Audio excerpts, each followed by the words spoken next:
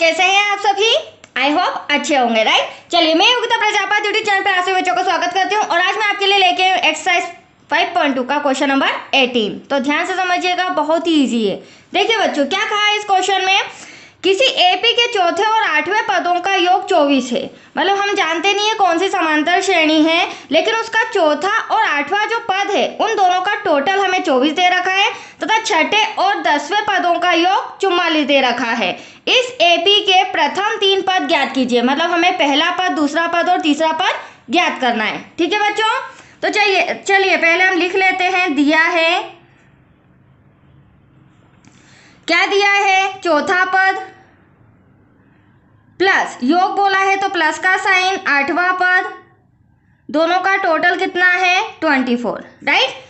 अब देखो इसे मैं किस रूप में लिख सकती हूँ, क्योंकि मुझे तो डी भी चाहिए और बिना डी के मेरा प्रथम पद, द्वितीय पद, प्रथम पद तो आ जाएगा, द्वितीय और तृतीय पद नहीं आ पाएगा। तो हम क्या करेंगे, यहाँ पे जो चौथा पद है इसे मैं किस रूप में लिख सकती हूँ, ए प्लस चौथा पद दे रखा है तो एक माइनस करके 3d कर देंगे, राइट। ये मैंने पहले भी सिखाया था आपको।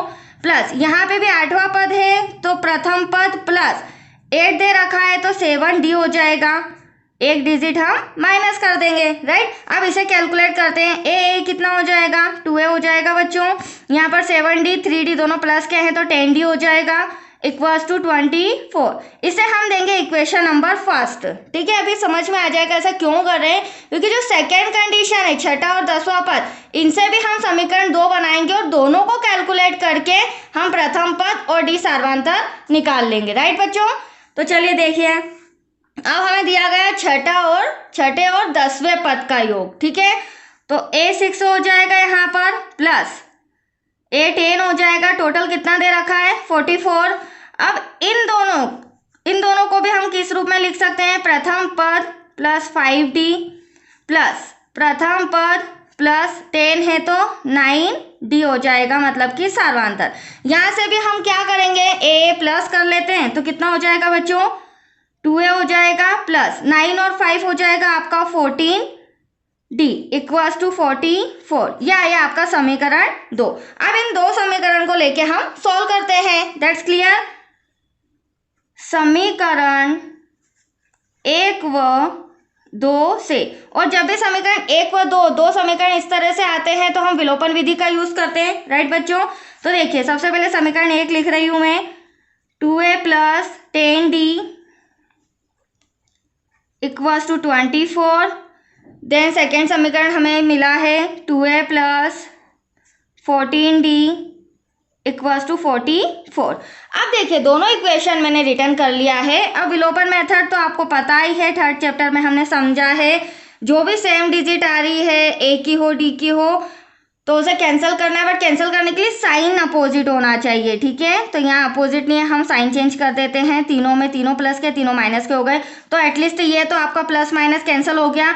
अब यहाँ पर प्लस माइनस करें तो 14 माइनस का है, 10 प्लस का है, तो माइनस करोगे तो 4d तो आएगा, बट बड़ी संख्या माइनस की आएगी। ठीक है, ऐसे यहाँ पे 44 बड़ा है माइनस का, माइनस करोगे 4 में से 4 0, 4 में से 2 2, और बड़ी संख्या माइनस की। दैट्स क्लियर बच्चों।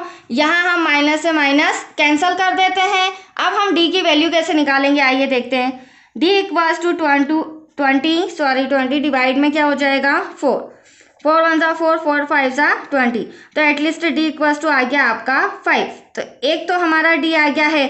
अब इसके जरिए हमें प्रथम पद निकालना होगा। जब तक प्रथम पद नहीं आएगा तब तक हम समांतर श्रेणी नहीं बना सकते हैं। तो यहीं पर पार्टीशन में मैं आपको बता देती हूँ, डी का मान एज यू विश समीकरण फर्स्ट में भी रख सकते हैं, समीकरण सेकेंड में भी रख सकते हैं। तो समीकरण 1 में रखने पर समीकरण 1 ये रहा आपके सामने, 2a plus 10d equals to 24।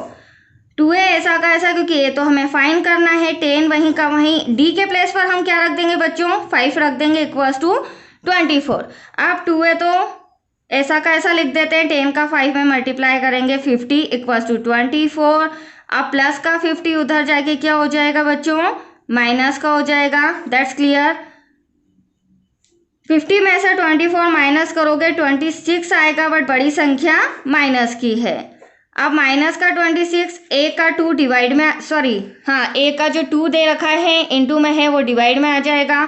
2 1 जा 2 2 3 जा 6 तो एटलीस्ट हमारा ए आ जाएगा ए इक्वल्स टू माइनस का 30। Any doubt? तो ये आपका प्रथम पद आ चुका है, डी सार्वंतर आ चुका है। अब हम फटाफट एपी के प्रथम 3 पद सॉल्व कर लेते हैं, ठीक है। देखिए कैसे एपी के प्रथम 3 पद। अब प्रथम 3 पद कौन कौन से होते हैं बच्चों? पहला तो ए होता है, राइट। दूसरा होता है ए प्लस डी, देन तीसरा होता है ए प्लस 2d। अगर चौथे की बात करेंगे तो 3d आ जाएगा, 4d आ जाएगा। इस तरह से ये सीरीज चलती रहती है। अब प्रथम पद तो आपके सामने नजर आ रहा है 13, माइनस का 13 वो मैं यहाँ रिटर्न कर रही हूँ। अब यहाँ पर हमें द्वितीय पद निकालना है, तो -13 में प्लस डी कितना है 5 माइनस कर देंगे क्योंकि ये माइनस का है प्लस का है। 13 में से 5 गया तो 8 बचा, बट बड़ी संख्या माइनस की है तो ये आपका दूसरा पद आ गया। ठीक है, ऐसे ही तृतीय पद निकालने के लिए क्या करेंगे?